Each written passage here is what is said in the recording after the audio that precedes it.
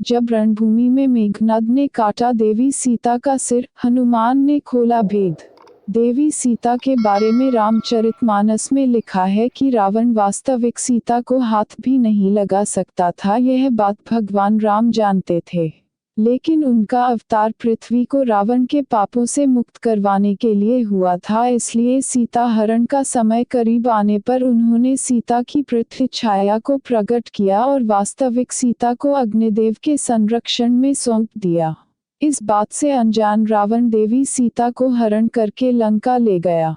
देवी सीता को रावण के बंधन से मुक्त करवाने के लिए भगवान राम ने वानरों की सेना को साथ लेकर लंका पर आक्रमण कर दिया और रावण को युद्ध के लिए ललकारा। रावण की सेना, सगे संबंधी, पुत्र सभी एक एक करके युद्ध में मृत्यु को प्राप्त हो रहे थे। परिस्थितियां भगवान राम के पक्ष में होती जा रही थीं।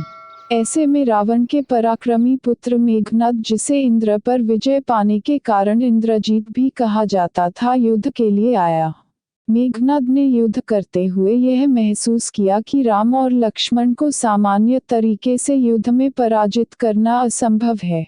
इंद्रजीत को याद आया कि उसे ब्रह्मा जी से यह वरदान प्राप्त है कि काली की साधना करने के बाद वह अजेय हो जाएगा, उसे युद्ध में कोई हरा नहीं सकता। लेकिन इस साधना के लिए उसे कुछ समय के लिए राम लक्ष्मण को युद्ध से हटाना जरूरी था। इसलिए मेघनाद ने युद्ध भूमि में माया का प्रयोग किया। अपनी माया से मेघनाद ने देवी सीता की ठीक वैसी ही प्रतिमूर्ति प्रकट की जैसी हरण के समय सीता थी। देवी सीता को मेघनाद के रथ पर दुखी अवस्था में देखकर वानर सेना का उत्साह कम हो गया। इस बीच मेघनाद भगवान राम के सामने आ गया और कहने लगा, ध्यान से देखें, वह कैसे उस स्त्री का अंत करने जा रहा है जो राक्षसों के विनाश और उसके पिता के मोह का कारण बनी हुई है। ऐसा कहकर मेघनाद ने देवी सीता का सिर काट डाला। इस घटना को देख भगवान राम शोक में डूब गए और युद्ध भूमि में बैठ गए। इस अवसर का लाभ उठाकर मेघनाद साधना के लिए वहां से गायब हो गया।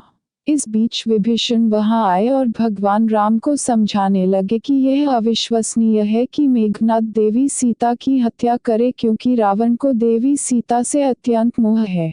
दूसरी ओर हनुमान भी सच का पता लगाने के लिए मक्खी का रूप धारण कर अशोक वाटिका पहुंच गए।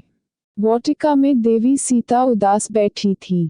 हनुमान जी लौट कर आए और सब हाल भगवान राम को बताया। इससे वानर सेना में फिर से जोश और उत्साह लौट आया और विभीषण की सहायता से लक्ष्मण जी उस स्थान पर गए जहां मेघनाद साधना कर रहा था। लक्ष्मण जी ने मेघनाद को युद्ध के लिए ललकारा। मेघनाद और लक्ष्मण जी के बीच घमासान युद्ध हुआ। अंत में लक्ष्मण जी ने देवराज इंद्र के अस्त्र को अभिमंत्रित करके मेघनाद पर प्रहार किया। इससे मेघनाद का सिर कटकर धड़ से अलग हो गया और मेघनाद मारा गया। प्रिय दोस्तों, अगर आप भी श्री राम के सच्चे भक्त हैं तो सब्सक्राइब जरूर करें, ताकि हम रोज ऐसी ही धार्मिक वीडियो बनाते रहे। जय श्री राम।